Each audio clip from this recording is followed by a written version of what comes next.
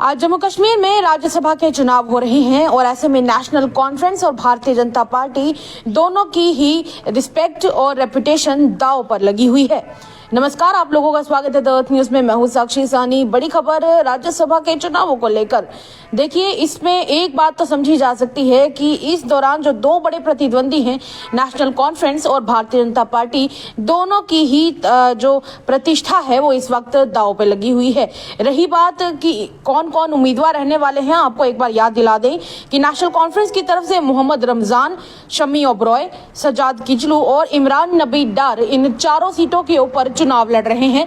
दूसरी तरफ भारतीय जनता पार्टी की तरफ से अभी भारतीय जनता पार्टी जम्मू कश्मीर के अध्यक्ष सत शर्मा हैं और साथ में उनके साथ लड़ रहे हैं राकेश महाजन और तीसरे हैं डॉक्टर अली मोहम्मद मीर। ये तीन लोग राज्यसभा की सीटों के ऊपर चुनाव लड़ रहे हैं भारतीय जनता पार्टी की तरफ से। यानी कि यह चुनाव Bharatiya Janata party versus Jammu Kashmir national conference रहने वाला है। सुबह 9 बजे से आज पोलिंग शुरू हो चुकी है और इसके जो नतीजे हैं मतदान के, वो शाम को आने वाले हैं। अब देखा यह जाएगा कि जहां श्रीनगर विधानसभा का जो सेक्रेटरीट है, वहां पर जो मतदान केंद्र बनाया गया है, वहां पर सुबह 9 बजे से वोटिंग चल रही है। श्रीनगर से हमारे जो कॉरेस्पॉन्डेंट हैं यानी कि शाहिद हसन, वो इस बारे में समय समय की जानकारी दे रहे हैं। शाम को 5 बजे के आसपास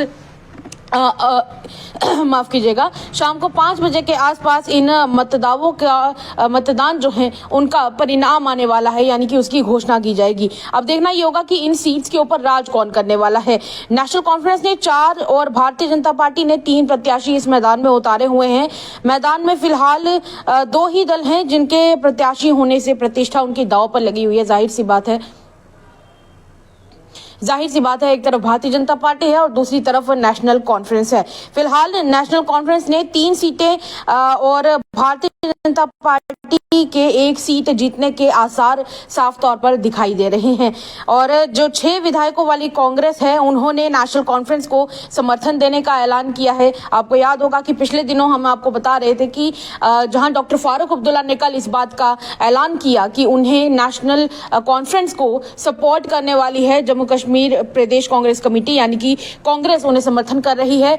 दूसरी तरफ हमने ये देखा कि शाम को ये भी देखने को मिला कि Jammu Kashmir Peoples Democratic Party की अध्यक्षा यानी कि महबूबा मुफ्ती ने भी ये बताया कि अब पीडीपी समर्थन करने वाली है नेशनल कॉन्फ्रेंस को।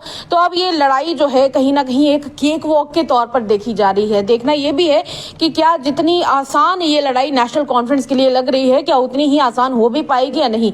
क्योंकि जहां पर जम्मू कश्मीर नेशनल कॉन्फ्रेंस को एक तरफ से कांग्रेस का साथ मिला है और दूसरी तरफ से पीडीपी का भी साथ मिला हुआ है, तो भारतीय जनता पार्टी के क्या प्लान्स हैं वो अभी देखा जा रहा है। दूसरी तरफ नेशनल कॉन्फ्रेंस ने यह भी कहा है कि अगर भारतीय जनता पार्टी इन चुनावों में जीत भी जाती है तो वो सिर्फ और सिर्फ हॉर्स ट्रेडिंग करके ही जीत पाएगी, अदरवाइज भारतीय जनता पार्टी के जीतने के चांस है नहीं है।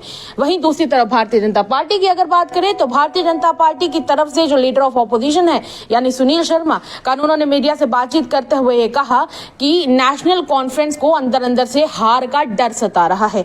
उनको इस बात का डर सता रहा है कि आखिर वो चुनाव जीतेंगे तो जीतेंगे कैसे। इसीलिए उन्होंने ये इल्जाम लगाया कि इसीलिए नेशनल कॉन्फ्रेंस के कुछ लोग अपनी तरफ से अपने हाथों में कुरान लेकर अलग अलग पार्टीज के पास पहुंचे और उन्होंने कुरान की कस्में खिला खिलाकर उनसे वोट मांगे हैं जम्मू कश्मीर के राज्यसभा चुनावों के लिए। इस तरह का एक इल्जाम लगाया था सुनील शर्मा ने, जो कि लीडर ऑफ ऑपोजिशन है और भारतीय जनता पार्टी से ताल्लुक रखते हैं।